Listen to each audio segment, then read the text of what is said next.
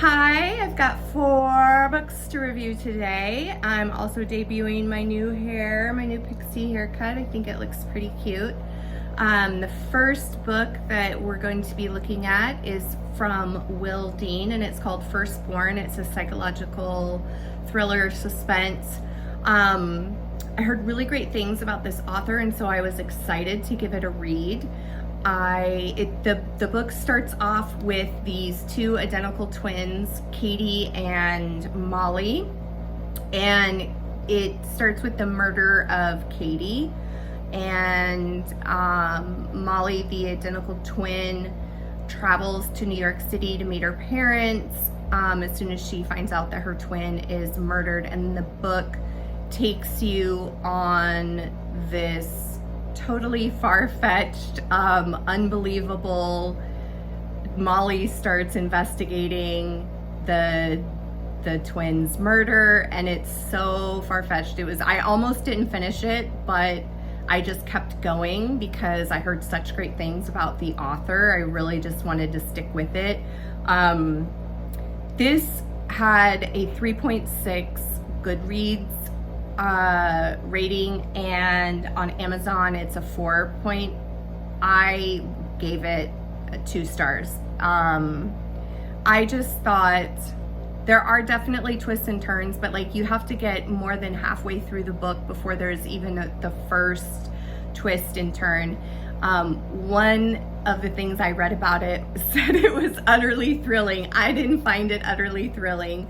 But if you like Will Dean, you may enjoy the storyline. It was just too far-fetched for me, and I just didn't love it. So that's the first book that we have.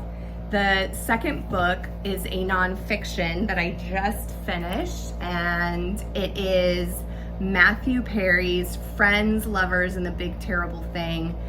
This was a really good book. I ended up listening to it on Audible, and he narrates it, so it's pretty good. I think the biggest takeaway here is that, I mean, for me personally, I remember when Friends was at its height, I had no idea that he was struggling with substance use issues to the degree with which he was. The amount that this man was using is truly astronomical.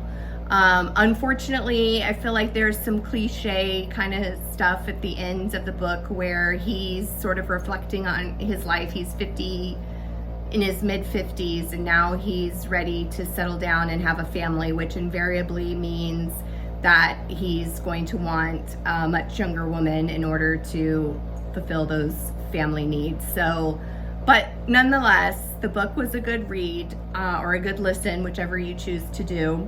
The Goodreads rating was 3.72, and on Amazon it was a 4.4.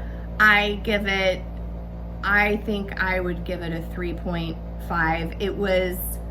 It was well written. I liked that it's his prose. You can totally pick up on all the Chandler stuff, like how similar Chandler and Matthew Perry are in relation to one another.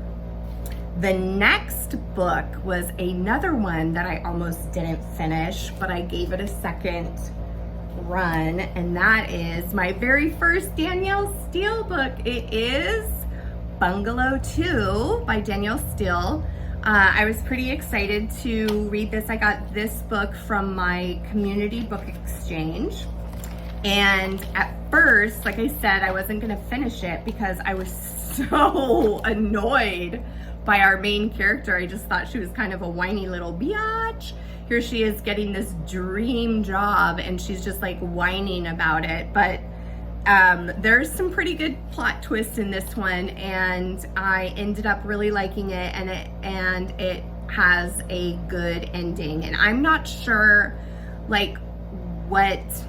because this is my first Danielle Steel, I wasn't sure what to expect, but I am really glad that I gave it a second chance. This was a 3.82 on Goodreads and a 4.4 on Amazon, and I would give it a solid 4. ended up really enjoying it. It's a fun, like, poolside read, whatever. And then my final book that I'm going to review today is The Lost Heiress, which is a historical fiction, mystery, suspense, romance. I have been reading this book for a while. I really like it. I like to have a couple of books going at the same time. And especially I like to have something kind of sweet and fluffy when I'm reading a bunch of thrillers and mysteries. And so The Lost Heiress is follows Brooke, our lost heiress, and her meeting her long lost father. And there's a lot of little twists and turns with regard to who her mother is. Is she the real daughter of this baron or not? I don't know. I really liked this book. I did not get the ratings from Goodreads or Amazon, but I give this book a solid 4.